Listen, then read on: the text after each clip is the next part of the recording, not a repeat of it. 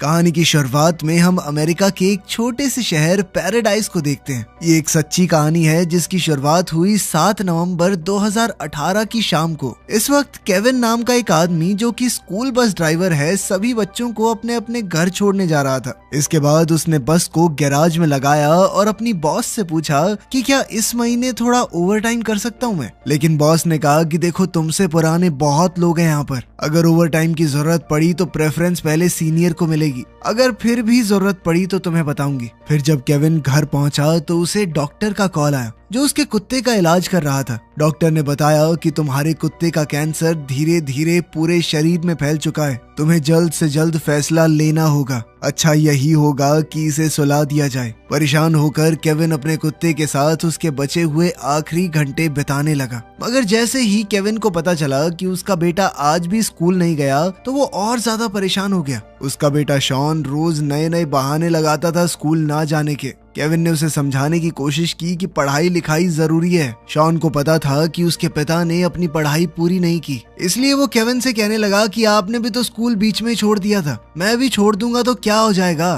Kevin ने उसे समझाने की कोशिश की कि पागल हो गया है क्या, मेरी तो मजबूरी थी, तुझे तो मौका मिल रहा है ना, और फिर मैंने जो गलती की वो तू क्यों कर रहा है। लेकिन शॉन ने बस चिढ़कर म्यूजिक की आवाज बढ़ा दी ताकि उसके पिता की बात उसे सुनाई ही ना दे। केविन अपने परिवार को खुश रखने के लिए दिन रात मेहनत करता था। वो अपने बेटे को एक बेहतर जिंदगी जीते हुए देखना चाहता था। खैर, उदास होकर अब केविन अपने कुत्ते को लेकर डॉक्टर के पास चल दिया। जब वो केविन की जिंदगी में आया था तो बस एक छोटा सा प्यारा सा पिल्ला था। इतने लंबे समय तक वो केविन का सबसे खास दोस्त रहा है। उसने बड़े भारी मन से डॉक्टर से कहा कि सुला दीजिए इसे, अब मैं इसे और परेशान होते हुए नहीं देख सकता।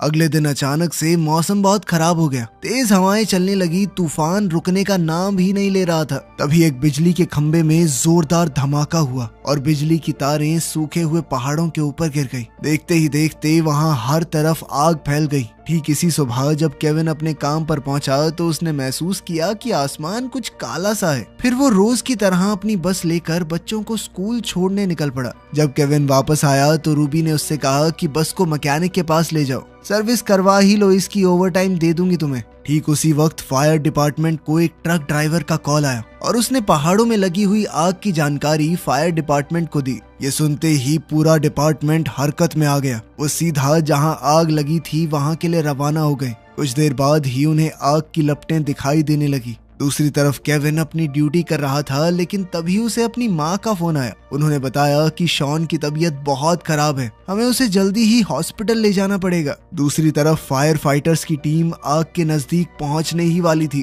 तभी मैकेंजी ने हिसाब लगाया कि आग का सामना करना बहुत खतरनाक होगा, उन्हें तुरंत बैकअप टीम को बुलाना होगा, सिर्फ उनके बस की बात नहीं है। केविन ने बस को सर्विस के लिए छोड़ने से पहले अपनी माँ को फोन किया और कहा कि एक बार चेक करना शॉन को ज्यादा बुखार तो नहीं है। लेकिन तभी उसने देखा कि धुएं और राख के काले बादल उनकी तरफ आ रहे हैं। साथ ही वो जल्दी से अपने बेटे के लिए दवाई लेने चला गया। नुकसान को कम करने और आग को फैलने से रोकने के लिए फायर चीफ ने ऑर्डर दिए कि पूरे शहर की बिजली को बंद कर दो। लेकिन अब तक आग बहुत खतरनाक हो चुकी थी। आसपास के इलाके के कई घर आग की लपटों से घिर चुके थे और वहां के लोग उस इलाके से बाहर निकलने के लिए बेचैन होने लगे। आग की लपटों में आ गए घरों के लोगों को बाहर निकलते हुए देखकर हॉपकिंस को समझ आया कि बात बहुत ज्यादा बढ़ चुकी है। अब उसने तुरंत मेडिकल टीम को भी बुलाया।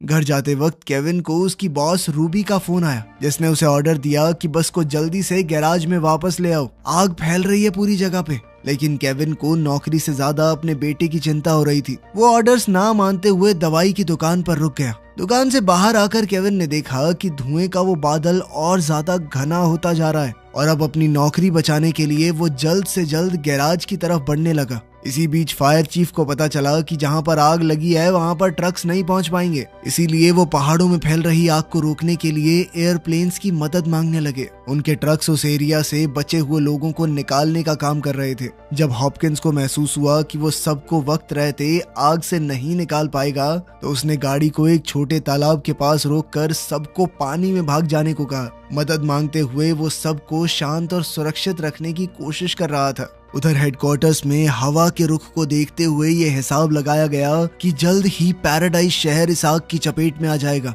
इसीलिए पूरे पैराडाइज शहर को खाली करने का ऑर्डर जारी कर दिया गया। लेकिन उस फैली हुई आग और बिजली न होने की वजह से सभी सिग्नल फेल हो गए। तेज हवा की वजह से एयरक्राफ्ट भी आग को रोक नहीं पा रहे थे और अब टीचर्स बच्चों को घर पहुंचाने का रास्ता ढूंढने लगे। गैराज